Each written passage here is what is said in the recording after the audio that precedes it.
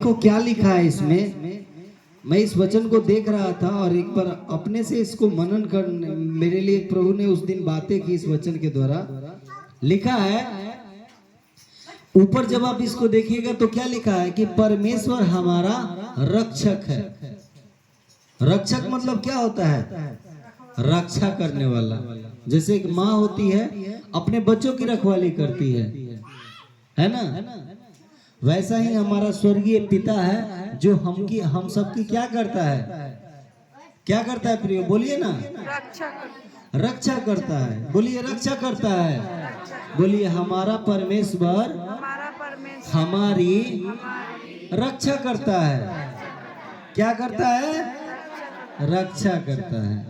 तो देखिए इसका पहला पद को पढ़िएगा और क्या लिखा है थोड़ा सा इसको बताइएगा भैया। जो परम प्रधान के छाए हुए स्थान में बैठा रहे वह सर्वशक्तिमान की छाया में ठिकाना पाएगा। जो परम प्रधान के छाए हुए स्थान में बैठे हैं, जो परमेश्वर के स्थान में बैठे हुए हैं, वे क्या है? वे सर्वशक्तिमान की छाया में क्या करेगा? ठिकाना पाएगा। आज हम यहाँ पे परमेश्वर के पास बैठे हैं तो कल हम परमेश्वर के स्थान में बैठे हुए हैं, दिए हुए स्थान में, तो कल हमारे लिए स्वर्ग में भी एक जगह है। आपको पता है आपका एक घर बन रहा है।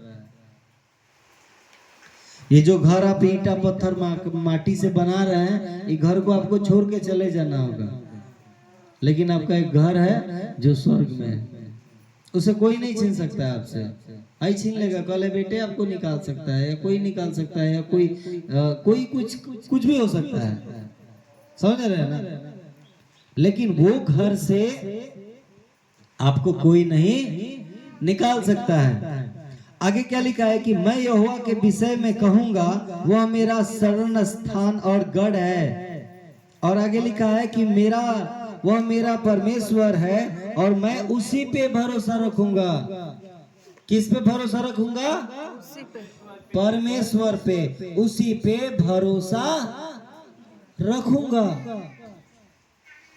हमारा भरोसा इधर उधर नहीं होना चाहिए, हमारा भरोसा उस परमेश्वर पे होनी चाहिए। कल एक बहन बता रही थी कि घाव हुआ है, डॉक्टर के पास जा रहे हैं, इधर उधर नहीं जा रहे हैं, दर्द हो रहा है नहीं जा रहे हैं। क्यों? विश्वास है कि परमेश्वर ठीक करेगा और आने वाले दिनों में एक गवाही सुनिएगा कि प्रभु ने ठीक किया। हमारा भरोसा कौन है? परमेश्वर है। और आगे लिखा है वह तुझे बहेलियों की जाल से और महामारी से बचाएगा। अभी एक महामारी आया था, कोरोना, सब लोग घर में घुस गया था।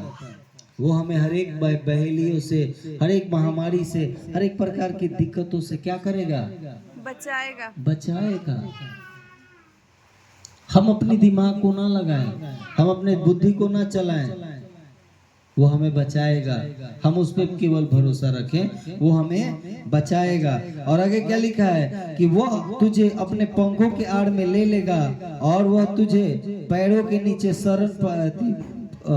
उसके पैरों के नीचे शरण पाएगा और उसकी सच्चाई तेरे लिए ढाल और झीलम ठहरेगी। ना तो तू रात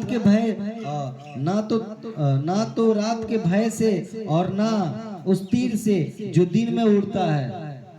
रात को कितने लोग डरते हैं, सपना देखते हैं? हाथ उठाइए तो।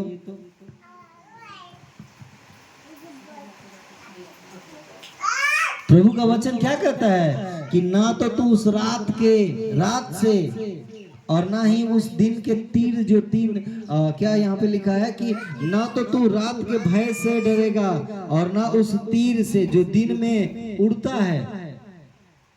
दिन में भी कई सारी चीजें होती हैं, हमें डर नहीं है, नहीं लगेगा। और ना उस अंधेरे से जो फैलती है और ना उस महारोग से जो दिन दोपहरी में उजाड़ता है। वो उजाड़ता है, हमें उससे नहीं डर है। अरे भैया हम मामूली नहीं है, हम मामूली नहीं है। आप सोचो कि हम जिस परमेश्वर को मानते हैं, एकदम बैठ,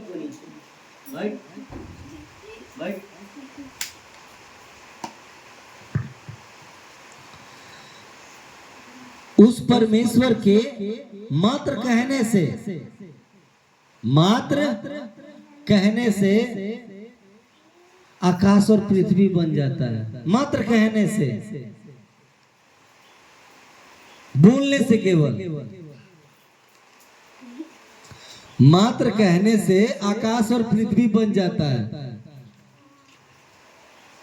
वो इतना सामर्थी परमेश्वर है, वो इतना जीवित शक्तिशाली परमेश्वर है। आगे बात करेंगे इस पे, हम आपसे वचन में जाएंगे तो इस टॉपिक पे ही बात करेंगे आज आपसे।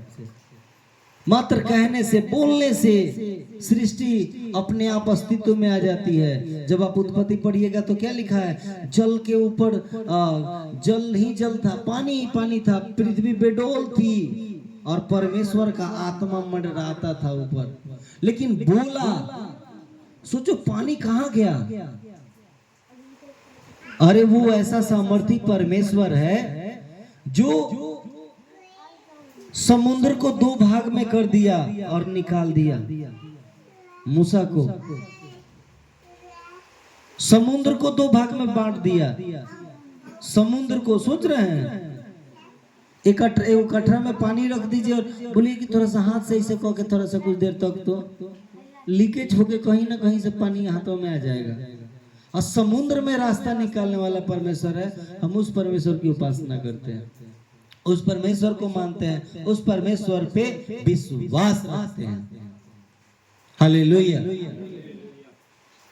हम मामूली व्यक्ति नहीं है, बोलिए मेरे साथ, हम मामूली व्यक्ति नहीं है, हम आम नहीं है, हम खास हैं। इस चीज को आपको याद रखना होगा। सो मेरे प्रिय, प्रभु हमारा रक्षक है। और आगे क्या लिखा है, इसका 10 पद को देखिएगा। हे यहोवा, तू मेरा शरण स्थान ठहरा है। तू ने जो परम प्रधान को अपना धाम मान लिया है। नहीं, 10 है। देखिए 13 को पढ़ दीजिएगा। तू सिंह और नाग को कुचलेगा, तू जवान सिंह और अजगर को लताड़ेगा। तू सिंह और नाग को कुचलेगा। सांप को देख के भाग जाते हैं, एकदम रोआ कांप जाता है। वो रहा है कि तू सिंह और नाग, सिंह मतलब क्या, शेर को तू क्या करेगा, कुचलेगा। अजगर को लथेरे, सिंह को क्या करेगा, तू सिंह और नाग को कुचलेगा। और तू जवान सिंहों को, अजगर को क्या करेगा, लथेर देगा। प्रभु हमें ऐसा देखना चाहता है, ऐसा देखना चाहता है। एक घर में है, एक गांव में है। आप बताइए कि इस गांव में मैं प्रभु को मानता हूं, प्रभु ने चुना। आपके गांव में आपको चुना है, लथेरने के लिए चुना है। हमें उनको बचाना, उनके लिए प्रार्थना करना, उनके लिए दुआ करना, उनको प्रभु के बारे में बताना। हालेलुया। और आगे वहां पे लिखा है कि मैं उसको दीर्घायु से तृप्त करूंगा। मैं उसको क्या करूंगा, दीर्घायु